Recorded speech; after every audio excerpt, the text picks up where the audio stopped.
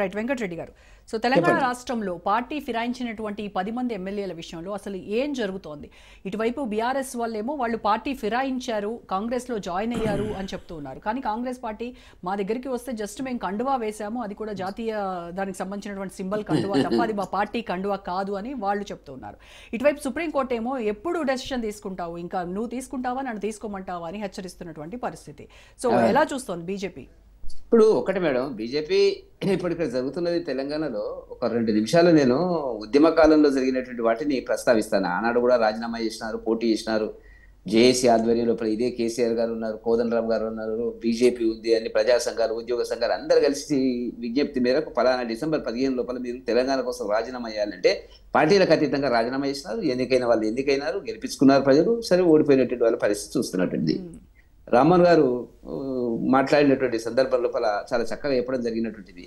ఒకటి, ఆనాడు రాజశేఖర రెడ్డి గారు 10 మంది టీఆర్ఎస్ ఎమ్మెల్యేలను తన పార్టీలో కలుపుకున్నప్పుడు ఆనాడు స్పీకర్గా ఉన్నటువంటి మరి సురేష్ రెడ్డి గారు ఈనాడు బీఆర్ఎస్ పార్టీలో ఎంపీగా ఉన్నాడు. ఇప్పుడు మొన్న కాంగ్రెస్కు సంబంధించినటువంటి ఎమ్మెల్యేలు పార్టీ ఫిరాయింపులకు కేసీఆర్ గారు ప్రోత్సహించినప్పుడు శ్రీనివాస్ రెడ్డి గారు ఇప్పుడు ఆయనేమో కాంగ్రెస్ పార్టీలో ఉన్నాడు. ఇవి విలువలు, ఇది చెప్పదలుచుకున్నాను నేను. కాబట్టి ఇవాళ పార్టీ ఫిరాయింపుల చట్టాన్ని తుంగలో దొక్కి అదే రాహుల్ గాంధీ గారు తీసుకొచ్చినటువంటి చట్టాన్ని ఇదే కాంగ్రెస్ పార్టీ తుంగలో దొక్కడటువంటి పరిస్థితి కనపడుతున్నటువంటిది. ఈ పార్టీ ఫిరాయింపులకు సంబంధించి ఏమి 2 పార్టీలు కూడా దొంది కేసీఆర్ ఏం తక్కువ తినలేదు, రేవంత్ రెడ్డి గారు అంతకంటే కాదు. వాళ్ళు ఏదో నీతులు చెప్పినప్పటికీ కూడా 2 పార్టీలు అదే పద్ధతిలో ప్రయాణం చేసినాయి. ఇప్పుడు 19 మంది మొన్నటి ఎన్నికల్లో 2018 ఎన్నికల లోపల కాంగ్రెస్ వాళ్ళు 18 మంది ఎన్నికైతే 12 మంది పార్టీ ఫిరాయించి అక్కడ వెళ్ళినారు, మంత్రులు అయినారు. శ్రీనివాస్ యాదవ్ గారు రకరకాలుగా మనం చూసినాం, దాంట్లో సందేహం లేదు. అప్పుడు తెలుగుదేశం నుంచి వచ్చినటువంటి శ్రీనివాస్ యాదవ్ గారు, సబితా ఇంద్రారెడ్డి గారు, వీళ్ళంతా కూడా. మరి ఆనాడు రేవంత్ రెడ్డి గారు మాట్లాడింది ఏంది? కనీసం కేసీఆర్ గారు విలువలు పాటించలేదు, ప్రజాస్వామ్యంని మా పద్ధతిలో వెళ్ళలేదు అనుకుందాం. మరి వీళ్ళని చేయాలి కదా. 63 మంది, ఆయన 88 మంది వచ్చినప్పుడు అదే పని చేసినాడు. వీళ్ళు 63 మంది 64 మంది మా పార్టీ ఎమ్మెల్యేలను మరి తీసుకుపోతారు, వాళ్ళు పారిపోతారు, వాళ్ళని దొంగలిస్తారు అనే పద్ధతి లోపల మాట్లాడి మేము అందుకోసం ఈ పని చేస్తున్నామని చెప్పినటువంటి పరిస్థితి లోపల మనకు కనపడుతుంది. 10 మంది ఎమ్మెల్యేలు మారినారు. ఇదే కోమటిరెడ్డి వెంకటరెడ్డి గారు, మీ జ్ఞాపకం ఉందా మేడం, చాలా సందర్భాల్లో చెప్పినాడు, గేట్లు దూకి మేము వద్దంటే కూడా గేట్లు దూకి వస్తామంటున్నారు.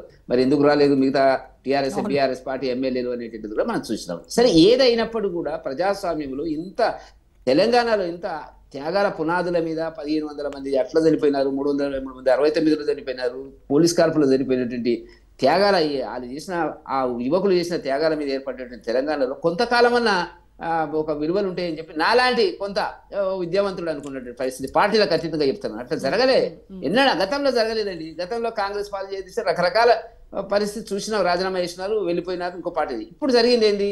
చివరికి మళ్ళీ పాయింట్కి వస్తాను. సుప్రీంకోర్టులో ఈ కేసు వస్తుంది. సుప్రీంకోర్టులో గతంలోనే చెప్పినారు జూలై 31 నుంచి 3 నెలల మాసం నిర్ణయించమన్నారు. అక్టోబర్ 31 మీరు చెప్పినట్టుగా అయిపోయినటువంటి పరిస్థితి, ఒక నిర్ణయం చేయలే. మళ్ళీ కోర్టులో కేసు వేయడం జరిగింది కేటీఆర్ గారు. దానికి మళ్ళీ వల్ల మరి హీరింగ్లో తీవ్రమైనటువంటి మాటలను, వ్యాఖ్యలను సుప్రీంకోర్టు చీఫ్ జస్టిస్ గౌరవ గవాయి గారు చేయడం అనేటువంటిది స్పీకర్ పదవికి తగలది. మీరు గుర్తుంచుకోవాల్సింది. ఇప్పుడు ఏం జరుగుతుంది, ఏం జరగబోతుంది అనేటువంటిది పక్కకు పెట్టండి మేడం, ఇంకో 2 నిమిషాలు మాట్లాడదాం. స్పీకర్ అనేటువంటిది గౌరవప్రదమైనటువంటి రాజ్యాంగబద్ధమైన రాజకీయాలకు అతీతంగా, దురదృష్టవశాత్తు నాకు అనాలో కానీ ఈ మధ్యన స్పీకర్లను చూసినా, ఒకసారి స్పీకర్ ఎన్నికైతే గతంలో నేను చూసిన మేడం, విలువలు కట్టుబడే వాళ్ళు, ఏ రాజకీయ సమావేశంలో పార్టిసిపేట్ చేయాలి, ఏ పార్టీ నుంచి వచ్చినప్పుడు, కాంగ్రెస్ నుంచి వచ్చినా, బీజేపీ నుంచి వచ్చినా, బీఆర్ఎస్ పార్టీ నుంచి. కానీ ఈ మధ్యన దరిద్రమేందో కానీ స్పీకర్లు కూడా పార్టీ సమావేశాలలో పాల్గొంటున్నారు. అది మంచిది కాదు. ఒకసారి స్పీకర్ అయితే you are non political. Judiciary ఎంతనో మీరంతా, మీరు 119 మంది శాసనసభల రాష్ట్రానికి మీరు అధినేత. మరి అట్లా కాకుండా జరిగినటువంటి పరిస్థితుల్లో వాళ్ళ స్పీకర్ ఎందుకు నిర్ణయం చేయలేకపోతున్నాడు? ఏం వ్యాఖ్యానండి సుప్రీంకోర్టు వ్యాఖ్యానించినటువంటిది? వచ్చే 1వ తారీఖు నాడు కొత్త సంవత్సరం ఎక్కడ గడుపుకుంటావో, ఎక్కడ ఉంటావో చెప్పు, మేము మా ఆజ్ఞలను ధిక్కారం చేసినావు, నీకు వారం రోజులు టైం ఇస్తున్నాము. ఇప్పుడు దేశమంతా కూడా అన్ని రాష్ట్రాల్లో ఈ పార్టీ ఫిరాయించినటువంటి ఎమ్మెల్యేల విషయంలో కోల్కతా తీర్పిచ్చినటువంటిదే ఉదాహరణగా చెప్తూ ఉన్నారు. అంటే అక్కడ కూడా ఆ ముకుల్ రాయ్ బీజేపీ నేతగా ఉండి ఇక్కడ గెలిచి ఆయన వేరే పార్టీలోకి వెళ్ళారు కాబట్టి, టీఎంసీలోకి వెళ్ళారు కాబట్టి అంత ఇమీడియట్ గా తీర్పు వచ్చింది. అదే రివర్స్ అయి ఉంటే అలాంటి తీర్పు అంత తొందరగా వచ్చిండేది కాదు అని. నిజమే. ఇప్పుడు ముకుల్ రాయ్ అంతకు ముందు 2021 ఎన్నికలకు ముందు అక్కడ జరిగినటువంటి ఎన్నికలకు ముందు ఆయన తృణమూల్ కాంగ్రెస్ పార్టీలో ఉన్నాడు, ఎన్నికలకు ముందు బీజేపీలో వచ్చినాడు, ఎలక్ట్ అయినాడు, మళ్ళీ అక్కడ తృణమూల్ కాంగ్రెస్ వచ్చినప్పటికి మళ్ళీ వెళ్ళిపోయినాడు. వెళ్ళిపోతే మీరు అన్నట్టుగా ఏంటంటే మా పార్టీ శాసనసభాపక్ష బీజేపీ పార్టీ శాసనసభాపక్ష నాయకుడు సువేందు అధికారి ఇచ్చినటువంటి కంప్లైంట్ మీద హైకోర్టు ఒక తీర్పు ఇచ్చింది 4 రోజుల కింద. మీరు స్పష్టంగా కనపడుతుంది. మరి ఇక్కడ రావడం లేదు నాకు అర్థం కాలే. ఇప్పుడు చట్టం అంతా దేశం అంతా ఒకటే కదా, చైర్మన్ ఉంటే కూడా ఆ ముక్కులు రాయిని తీసేసినారు. మరి ఇక్కడ ఎందుకు రావడం లేదు? ఇంత తతంగం ఎందుకు జరుగుతుంది? కాబట్టి స్పీకర్ గారు ఒక నిర్ణయం చేయాలా. ఇద్దరైతే ఆటోమేటిక్గా డిస్క్వాలిఫై అయ్యారా. ఏ ఎంక్వైరీ అవసరం లేదండి. ఈ రోజు ఎంక్వైరీలు నేను అక్కడ పోయినా ఇక్కడ పోయినా విదేశాలకు పోయినా స్పీకర్ గారు చెప్పేటువంటి తతంగం ఏదైతుందో తప్పండి. అది ఇప్పుడు అయితే దీనికి సంబంధించినటువంటి చట్టంలోనే సవరణలు చేయాల్సినటువంటి అవసరం ఉందేమో. సరే మేడం, ఇప్పుడు అది పక్క పెట్టండి, ఎంక్వైరీ పక్క పెట్టండి. దానం నాగేందర్ గారు ఏ పార్టీ మీద ఎలక్ట్ అయినాడు? ఆయన బీఆర్ఎస్ పార్టీ టికెట్ మీద ఎలక్ట్ అయినాడు. లోక్సభకు వచ్చేటప్పటికి ఏ పార్టీ మీద పోటీ చేసినాడు? కాంగ్రెస్ పార్టీ మీద పోటీ చేసినాడు. ఇంకా ప్రూఫ్ ఎందుకండి? ఆటోమేటిక్ గా అసలు సుమోటోగా డిస్క్వాలిఫై అయ్యాలి. అదేవిధంగా కడియమరి శ్రీహరి గారు తన కూతురు కోసము కండువాలు మేము ఆ కండువాలు వేసుకొని ఈ కండువాలు వేసుకొని జాతీయ కండువాలు కప్పుకుంటారండి ఎవడన్నా? ఆ స్పీకర్ గారు అభివృద్ధి కోసం పోయినాము, అభివృద్ధి కోసం పోతే మా ఎంపీలు కూడా కలిసినారు. మా అరవింద్ గారు కూడా మా ఎంపీ, గౌరవ ఎంపీ గారు ముఖ్యమంత్రి గారు కలిసినారు, మా మహేశ్వర్ రెడ్డి గారు కలిసినారు చాలా సందర్భాల లోపల. మా ఆదిలాబాద్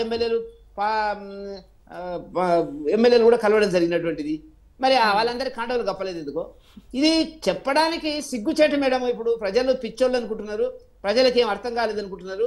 ఆటోమేటిక్ గా ఈ 10 మందిని డిస్క్వాలిఫై అయ్యారా, ఉప ఎన్నికలకు సిద్ధంగా ఉండాలా, ప్రజలు ఏ తీర్పిస్తే ఆ తీర్పుని ఏ పార్టీ అయినా ఒప్పుకోవాలనేటువంటిది మాత్రం ఒక ప్రజాస్వామ్యవాదిగా నాకు ఉండేటువంటి వ్యక్తిగత అభిప్రాయాన్ని మీ ద్వారా ప్రజలకు తెలియజేస్తున్నటువంటి ఒక సందర్భం. ఈ 10 స్థానాల్లో ఉప ఎన్నికలు వస్తే బీజేపీ సిద్ధంగా ఉందా? 10 మంది అభ్యర్థులు ఏముందండి, మొన్న జరిగింది ఎన్నిక సంఖ్యలు గుద్దుకుంటున్నారు. అక్కడ ఏం జరిగింది మేడము? అక్కడ జరిగింది ఏంటి? ఆయన అసద్ భాయ్, మజ్లీస్ అసద్ భాయ్ నిన్న అంటున్నాడు, మీరు చూశారు, ఏమంటున్నాడు? మేము కాంగ్రెస్ కి మద్దతు ఇవ్వలేదు, నవీన్ కుమార్కి ఇచ్చినాము. నవీన్ కుమార్కి ఎందుకు ఇచ్చిందంటే మా అభ్యర్థి కాబట్టి అని అర్థం వస్తుంది. అక్కడ ఆయన అనుకున్న పార్టీకి ఇవ్వలేదంట, స్పష్టంగా చెప్పాడు. అంత పెద్ద ఎంపీ సరే ఇంతో అంత కొంత విలువల మీద ఉంటాడు కాబట్టి అసద్ భాయ్ ఆయన చెప్పినటువంటి దాని కాబట్టి అక్కడ ముస్లింలని, హిందువులని, రకరకాల సమస్యల మీద వాళ్ళు ఇచ్చినటువంటి అదేం పెద్ద దాన్ని వాళ్ళు సంఖ్యలు గుద్దుకొని పోతే అట్లా పరిస్థితి లేదు. ఇప్పుడు ఖైరతాబాద్ ఉంది, ఖైరతాబాద్లో మేము బలంగా ఉన్నాము.